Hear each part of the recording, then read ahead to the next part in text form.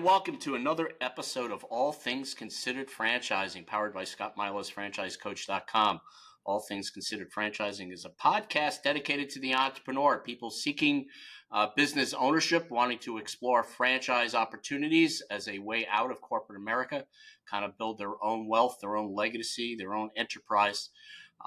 All Things Considered Franchising can be found on all of the podcast channels. Scotty Milas, franchisecoach.com is an organization I started many years ago to help people research and explore opportunities, kind of build that roadmap. Today's guest, I have a lot of respect for, and I've known for a number of years now. And he's just one of those guys that brings a lot of expertise to the franchising space. And what I admire most about him is his under the radar approach. He's not looking to be that big blimp on the radar personally, but his organizations and who he works for and what he has founded really just kind of exemplifies and speaks for itself. Dan Rowe is founder and CEO of Fransmart, which is one of the, if not one of it, is the leading franchise sales organization in emerging food brands. I can mention names like the Halal Guys, Five Guys, Qdoba Mexican. He's also a co-managing partner at the Kitchen Fund and Fran Invest. He's a board member of the National Restaurant Association. He's with the Young Presidents organization as well, and of course, an entrepreneur himself. Dan, welcome to the show. Thanks for having me. Dan, you and I go back probably 8-9 years, maybe touching on 10. The industry has gone through, the industry meaning the franchise space has gone through a lot of transformation changes over the last 10 years. Yet you seem to have your finger on the pulse. You just seem to know what's working, what's not working.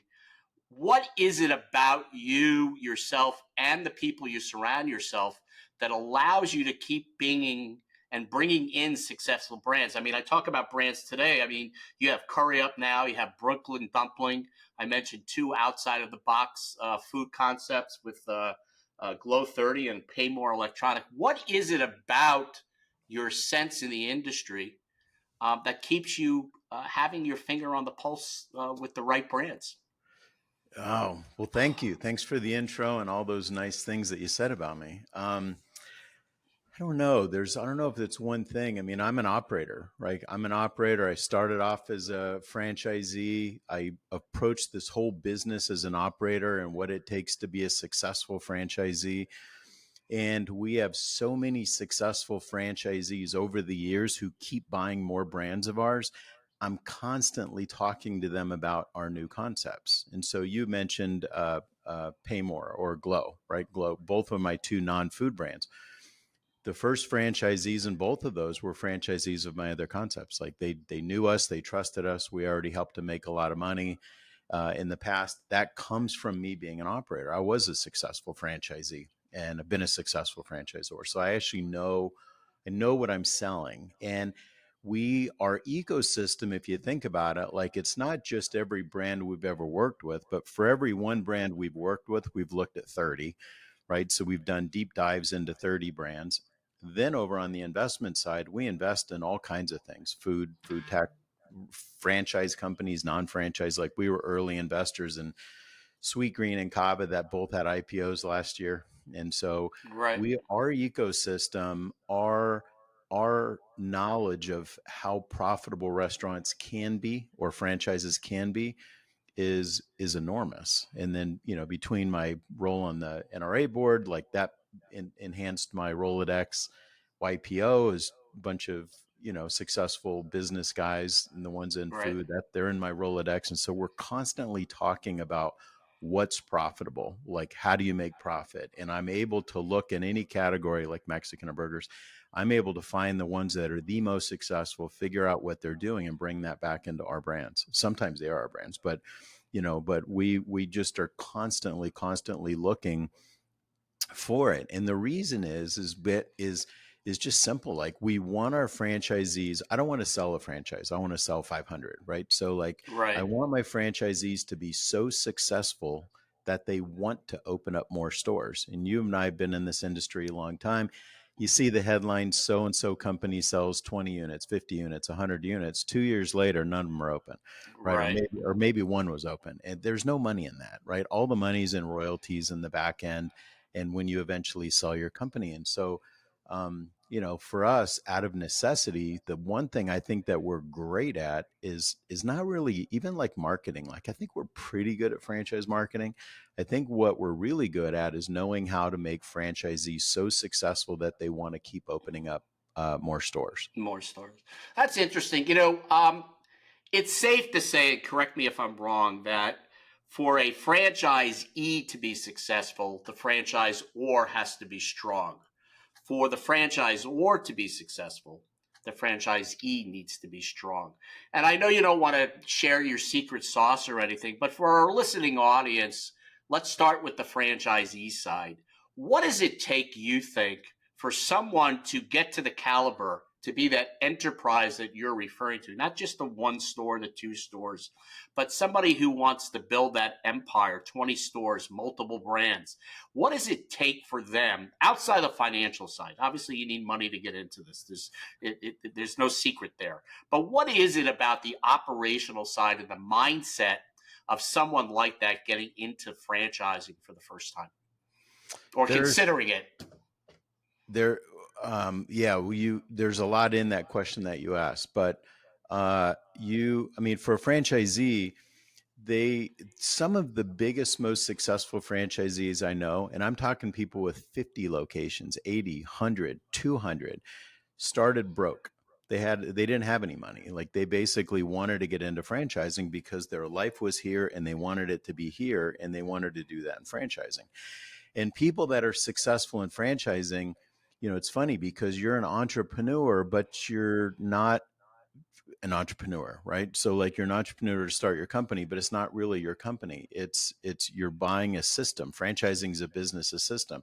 So the people who are most successful to this in this business who build big companies, they get more involved with just replicating the system than going in and complaining about things that they wish Right, were changed or go in and, whatever.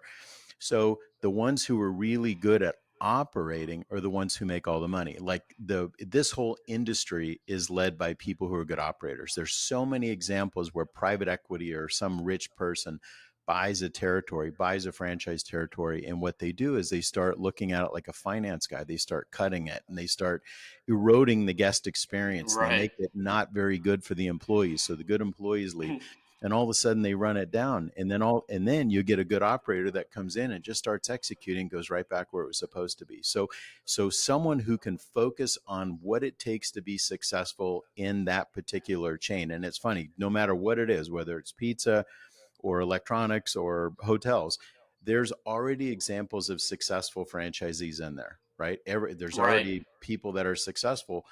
I've never found a franchisee who wouldn't share their secrets with other franchisees, right? Because they're not right, competing, they're in different areas.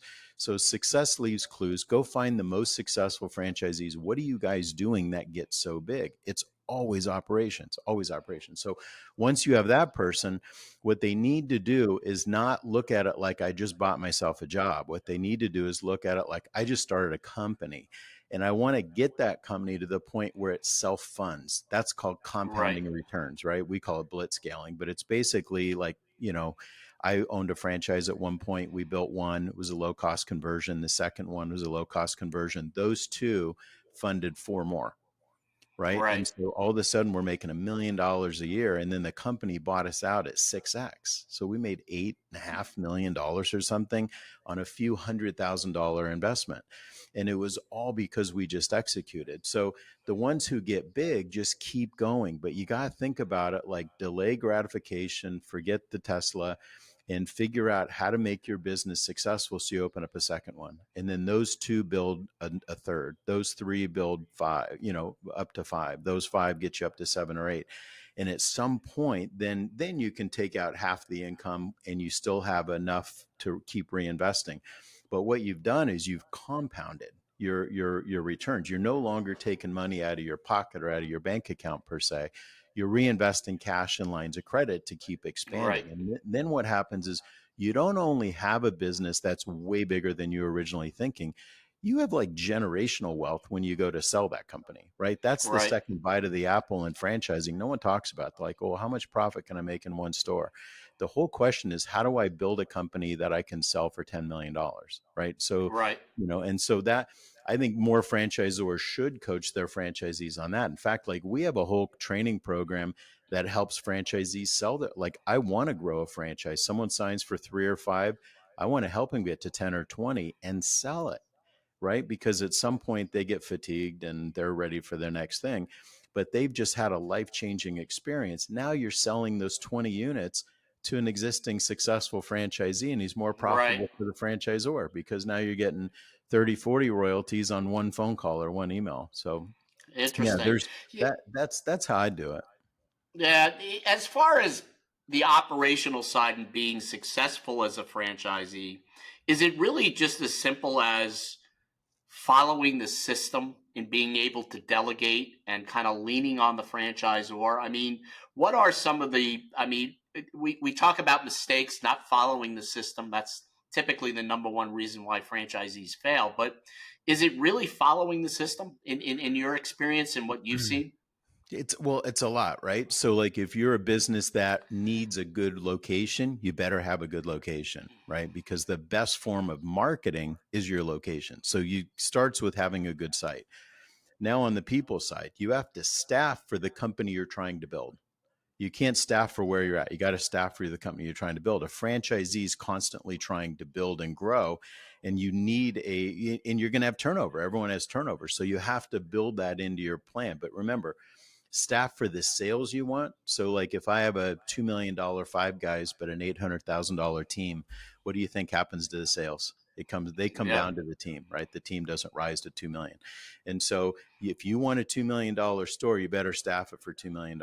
And for us, whenever, because we only sell territories, we require a franchisee not to just open with his team to open that location, but also his director of ops and maybe even a Interesting. secondary kitchen person, because that location, like the Halal Guys you mentioned earlier, Halal Guys was from uh, New York. They were carts.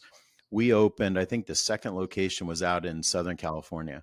We made that franchisee put in a director of operations from like a Panera or Chipotle, a GM from Panera Chipotle. Both of those had to have opened up at least 3 restaurants and a kitchen manager. So they opened up with these 3 people, and you're thinking, oh my God, well, that must be crazy on the cost. Their store did $100,000 the first week and almost 4 million the first year out of Wow. 1,500 feet. Out of 1,500 feet, like remember in your burger days, like $4 million out of 1,500 feet. That store self-funded 7 more, self-funded 7 more. Interesting. And so it's like all in because, and I would talk to these guys. I'm like, staff for the sales you want, the location's a home run. We knew it. And so staff for the volume you want in that location, and then staff for the company that you're trying to build so that your first, location does great. You go on to your second location and it falls apart, right? Then you're never really growing. But if you're going to try and do building blocks, and that's the confidence that a franchisee needs to have in the It's system. interesting. That's interesting. That's a great way to look at it. We're talking to Dan Rowe, who's founder and CEO of Fransmart. Dan, I mentioned earlier that in order to have a successful franchisee, you need a successful franchisor. You bring a lot of experience, both on the operational side, and that helps and trains franchisees to much what you were just talking about. Um, it's safe to say that you and I, over the last 6, 7 years, have seen an enormous growth on the franchisor side. Startups coming out of left field, right field, center field, behind home plate. People that really shouldn't even be in franchising. There have been some great success stories. What does it take coming from your side as a franchisor? Is it just kind of the reverse of what you just said, that it's not just simply telling somebody how to flip a burger and take an order? It's the management side, teaching a franchisee that you're not the burger flipper. You're not the, I mean, you want to get behind the grill, great, but there's more of that operational management side, thinking ahead. Does that make a successful franchisor? Yeah, a franchisor has to be able to do now two things, right? Because they originally, their concept was good because their burger was great or their car cleaning company was good or something like that. Now they're no longer just in that business. They're also in the business of making successful franchisees who can execute that, right? And so many franchisors I see will sell the franchise. They'll sell franchises all over the country, but then don't invest in the infrastructure to train and support their franchisees. So then these franchisees are struggling. And I'd say the same thing to a franchisor. It's like I mean, it's idiotic because you get a franchisee that prepays you to come into your system. They pay you to stay, royalties, rebates. They're growing your value of your company. Like every time you're proven in a new market, that actually adds market value to your company. Right. And they sign an agreement that basically says, I'm going to follow every one of your whims. So we're going to turn into a cupcake place, or I'm going to add playgrounds, or I'm going to do whatever it is. Franchisees basically have to do it. And so franchisees basically make franchisors wealthy. I tell franchisors, like, your whole focus now, you're never going to get wealthy unless your franchisees are wealthy. There's no money in single unit franchisees, even though you sell a 5 or 10 or 20. There's no unit. I mean, the market will never later pay you on an upfront franchise fee you spent 3 years ago, right? They're going to Right. basically buy you for residual income, like your royalties and rebates and how big they think that they can take the company. And so franchisors have to think about, like, I'm only in business now to make successful franchisees. Don't Do not ever let a franchisee open up in a bad site. I mean, think about that. A Right. franchisee paid Yeah. you $150,000. I actually hear franchisors that approve locations without seeing them. And so it's like in an early stage, like I do, I'm not even responsible for going out looking at real estate. I go look at all the real estate, like on my own nickel. I go out for my brands to go look at them because I can't afford the franchisees not to be successful. Right. So, like, I'll give you one example. It was a deal that we got through your brokerage. We found a franchisee of another brand successful on their own rights. They came to us for another brand. I don't want to name names, but they bought the franchise. They were having a tough time with real estate in the beginning. I found them a better tenant rep. I went to the market, did a site tour. They were so happy, so confident. They're starting to nail such good sites. They doubled the territory. They doubled their territory. So you think about it, it's like that person Right. paid 150,000 or whatever up front, another hundred and something thousand to double the territory. And it was I mean, what it cost me to go to Dallas for a day, right? 2 days. Right. I mean, two grand, $1,500 or whatever it was. It's like, good Lord. So I don't know why franchisors, and by the way, this franchisor went twice. I've been back. And so it's like, you need to look at the lifetime value of your franchisee. So not only the upfront franchise fee. So you think about a franchisee, let's just take a Five Guys franchise fee is 50 grand. Okay. You get that once. A royalty, an average Five Guys does $1.5 million. They're paying 6% royalty. That's plus marketing. That's another 100 grand. So you got 50 grand once, or 100 grand every single year. When that franchisee opens up unit 2, unit 3, unit 4, all of a sudden you're Right. getting 200, 300, 400, 500 grand a year, and it doesn't cost you any more than it cost you when you only had one location. Yet so many franchisors don't think about the lifetime value of their franchisee. This particular group, this particular franchisee that came through your group, they've already referred other franchisees. So now you're looking at, like, this franchisee over time is going to be worth millions of dollars to us. So for Right. us, it doesn't occur to us to not do everything to make that person successful. We help them find real estate. We're helping them build the team. We're helping them do membership pre-sales. I mean, every single thing, even if contractually I'm only obligated for some of it, it's like the upside makes it The so upside. Yeah. obvious. Yeah. Yeah. Yeah, I mean, your goal is, I mean, I learned as a franchisor that the goal is, hey, look, you want to get to be royalties sufficient. You want to be able to pay your bills on royalties. You know, you don't want to reach into your pocket. You don't want to take out equity. You don't want to borrow. You want to collect royalties. And if you're going to get royalties, you got to keep your franchisees happy. Dan, let's take the last few minutes here. Great advice, by the way. Let's take a few minutes and talk about Fransmart and the brands that you have in your portfolio. I mean, we mentioned earlier iconic brands, Five Guys, the 800-pound gorilla in the burger industry. You really started the fast casual burger with Five Guys. You had Qdoba. You have halal guys, but you have some interesting brands now that are still in. You got Brooklyn Dumplings. You have Taffer's Tavern that you're starting to franchise now, which is a great story for those of us who know John Taffer and have seen him on TV. It's a great, the Tavern. Curry Up now, again, a big player. Talk about some of the brands, what you're seeing. I learned that, one of the things in my industry as a consultant is a lot of consultants don't like to present food. I happen to be the opposite. I think food is a great way to build an enterprise, much like you were describing before.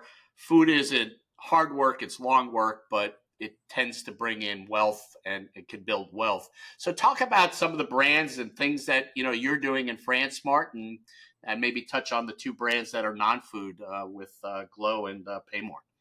Yeah.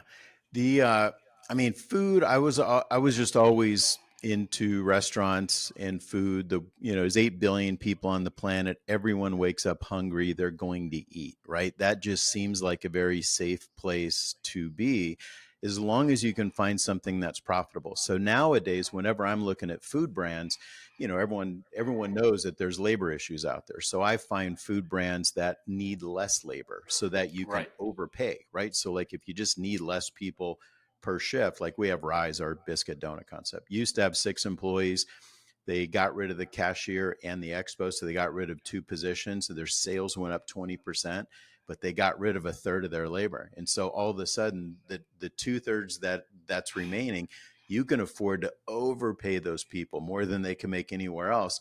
And you still got a lower labor percentage. So there's always got to be a hack. We just did a project with Pitbull. So I got approached, it was on the cover of Franchise Times magazine last month, but I met Pitbull and he's like, how come no Mexican chains are owned by Mexicans and no Latin brands are owned by Latinos? And I said, let's fix that. And so we found a Mexican brand in Chicago that had 13 when I met them. They're at 18 now, but they're doing $1,200, $1,500 a foot. They went into a failed Baja Fresh. They're doing $3 million.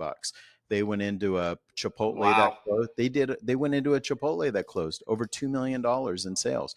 And so there's all, because their sales per foot matters because you pay rent per foot. So the higher your Right. sales per foot is, the lower your labor cost is.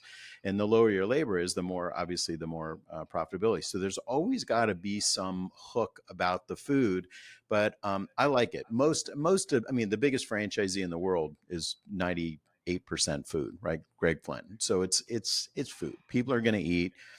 You just have to make sure that you get into a brand that's profitable enough, right? So that you want to keep your head in the game. And there's plenty of them, like our Indian brand, a whole bunch. Um, Non-food though, all of a sudden I got approached about this electronics brand, and this electronics brand called Paymore. They had one location. And an attorney said, would you ever do non-food? I'm like, I don't know. And he goes, here's the item 19. I'm like, holy crap. I flew up there the next day to look at it, and I didn't really like it. I didn't like how it was positioned, but they had a different idea of what they wanted it to look like. But that's Paymore. Paymore, they want it to, it's buy, sell, trade, new and used electronics. They want it to look like a Verizon Wireless or a U-Break Right. outfit or something like that. And so the new stores they opened up like that. But that's an example where the first couple of franchisees were already people that I knew. They were already franchisees of mine in the past. They open, they're so successful, they buy more territory. I mean, we have one guy with 27 firehouses. He originally bought 5 locations in DC. He's so successful, he bought Baltimore, Denver, Dallas, Houston, Orlando. Like one guy, right? Because you took Wow. care of him. Now we have Glow. We have Glow 30, a skincare brand. Same thing. It's like these places, I think in their item 19, their worst store nets out 225. Their best nets out 700. That's after a Wow. franchisee pays royalties and marketing. And that's not a $300,000 investment, $400,000 investment. So for, 50 to 200% ROI. And so you look at that and it's like, Glow only takes 4 or 5 employees on the busiest shift, where a Five Guys, Monday lunch, the slowest lunch of the week, still has 12 employees. And so Glow is interesting, and it's attracting all these food franchisees. It's attracting Great Clips franchisees, attracting educational franchisees, because its economic model is better. It's the next thing in skincare, in healthcare. It's affordable. It's one of these things where the procedure changes every month, right? The facial procedure, Right. like in October, it was like pumpkin, and July it was limoncello, but there are all these curated facials every month that people fall in love with and they don't miss. And then Interesting. about every 3 or 4 months, someone might get Botox or another procedure, but they're wildly, wildly profitable. And so much more profitable than food. And like we have one of our franchisees that owns Arizona, where I am.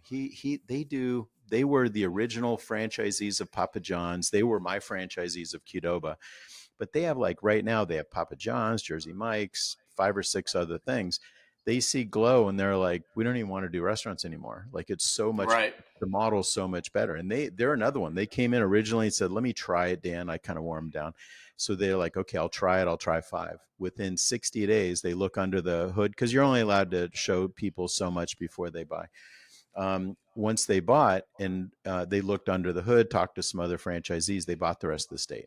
They bought the rest of the Interesting. state of Arizona. And so, yeah, so it's good. The franchising is a wealth builder. There's so many franchisees, not only buying one, if you buy a franchise to kind of replace your job, like one of my best friends was a software guy, and he did Five Guys on the side just as a way to make extra money. And he didn't touch the money. He let it roll the way I talk about with compounding.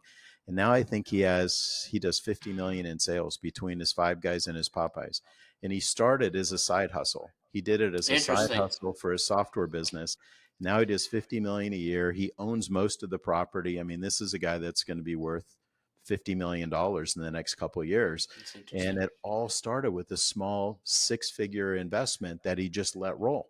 Right. So Yep. that's the kind of stuff. And you guys see it too. I mean, you guys see really good stuff. You guys have a good database of brands that work with you guys, and it's easy for you to kind of look at the numbers. All we really care about is how profitable they are, and then how many franchisees are building more stores, and then other things like, is the franchisor building, because they know more than anyone. If they're not building, that's a warning sign. If the existing franchisees aren't building, run for the hills.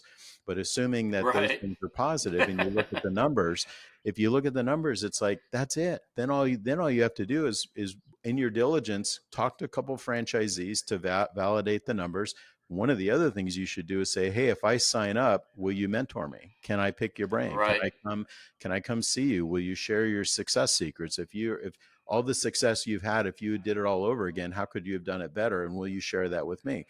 You'll never, franchisees share that all the time. So there Right. really is everything a franchisee needs to succeed is in franchising already. Wow, that's incredible. Yeah, franchisees like to be part of something that's successful. I mean, it's investors do. I mean, it's human nature. Dan, I can't thank you enough for taking some time and sharing your expertise with the listening audience. As I said earlier in my intro, you're definitely someone who has been a big influencer in the franchising space, and someone that shares a lot of ideas and about the industry. For anyone who's interested in learning more about Dan, go to LinkedIn, check him out, Dan Rowe. Go to francesmart.com. It's a website. Check it out. Some great brands out there. If anybody has any questions, you can also reach out to me. Check out, like I said, Dan's website, francesmart.com. Check out All Things Considered Franchising, and Scott Milas, franchise coach as well. Dan, thank you so much for spending time with us. Any closing thoughts? No, have All at right. it. Right. Yeah, make that call, right? Yeah. Thank you. Thanks for All having me. right. Thanks, Dan. Bye bye. See ya.